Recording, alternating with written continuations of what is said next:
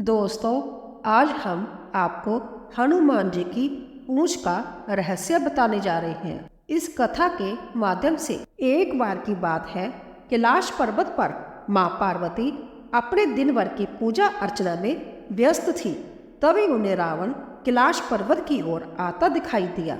पार्वती जी ने शंकर जी से कहा, भगवान, अपने इस भक्त को कैलाश आने से रोक दीजिए, वरना किसी दिन मैं इसे अग्नि में भस्म कर दूंगी।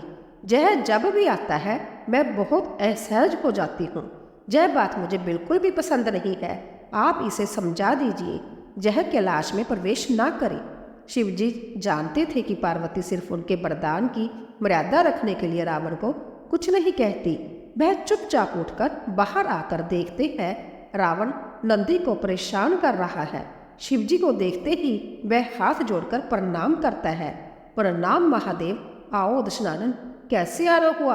मैं तो बस आपके दर्शन करने के लिए आ गया था महादेव। आखिर महादेव ने उसे समझाना शुरू किया, देखो रावण, तुम्हारा जहाँ आना पार्वती को बिल्कुल भी पसंद नहीं है, इसीलिए तुम जहाँ मत आया हो। महादेव, जय आप कह क्या रहे हैं? आप ही ने तो मुझे किसी भी समय आपके दर्शन के लिए कैलाश पर्वत पर आने का वरदान दिया है, और अब आप ही अपने वरदान को वापस ले रहे हैं। ऐसी बात नहीं है रावण, लेकिन तुम्हारे क्रियाकलापों से पार्वती परेशान रहती है, और किसी दिन उसने तुम्हें श्राप दे दिया तो मैं भी कुछ नहीं कर पाऊंगा। इसीलिए बेहतर यही है कि तुम यहाँ पर ना आओ। फिर आपका वरदान तो मिथ्या हो गया महादेव। मैं तुम्हें आज एक और वरदान देता हूँ। तुम जब भी मुझे याद करोगे मैं संभव ही तुम्हारे पास आ जाऊंगा, लेकिन तुम अब किसी भी परिस्थिति में कैलाश पर्वत पर मत आना।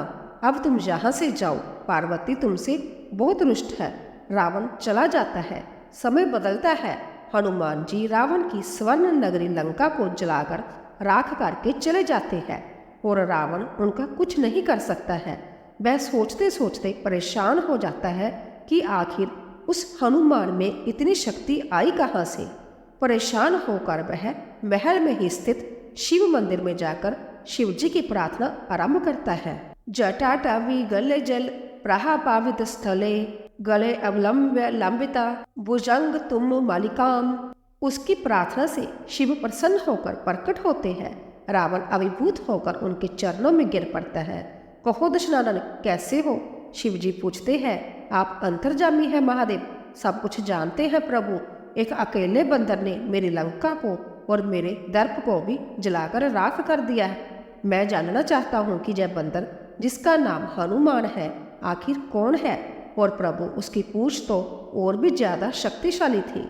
किस तरह सहजता से मेरी लंका को जला दिया?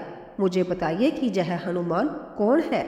शिव जी मुस्कुराते हुए रावण की बात सुनते रहते हैं, और फिर बताते हैं कि रावण, जय हनुमान और कोई नहीं, मेरा ही रुद्र अवतार है। विष्णु ने जब यह निश्चय किया कि वह पृथ्वी पर अवतार लेंगे और माता लक्ष्मी भी साथ ही अवतरित होगी, तो मेरी इच्छा हुई कि मैं भी उनकी लीलाओं का साक्षी बनूं। और जब मैंने अपना जय निश्चय पार्वती को बताया तो वह हट कर बैठी कि मैं भी साथ ही रहूंगी। लेकिन जय समझ नहीं आया कि उसे इस लीला में किस तरह भागीदार बनाया जाए। तब सभी देवताओं ने मिलकर मुझे यह मार्ग बताया, आप तो बंदर बन जाइए और शक्ति स्वरूपा पार्वती देवी आपकी पूंछ के रूप में आपके साथ रहे, तभी आप दोनों साथ रह सकते हैं। और उसी अनुरूप मैंने हनुमान के रूप में जन्म लेकर राम जी की सेवा का व्रत रख लिया, और शक्ति रूपा पार्वती ने पूंछ के रूप में और उसी सेवा के फलस्वरूप तुम्हारी लंका का दहन किया। अब सुनो रावण, तुम्हारे उद्धार का समय आ गया है। अंत्य श्री राम के हाथों तुम्हारा उद्धार होगा।